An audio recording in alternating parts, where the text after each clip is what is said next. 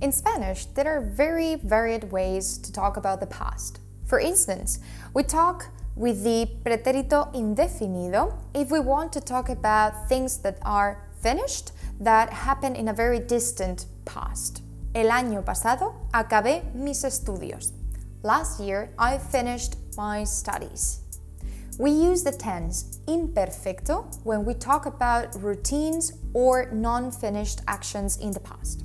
For example, antes iba al cine todos los domingos.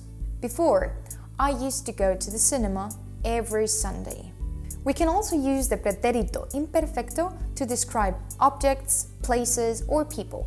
Mi padre era un héroe. My dad was a hero. However, remember that both imperfecto and indefinido describe things that no longer exist. At the end of the day, past is past.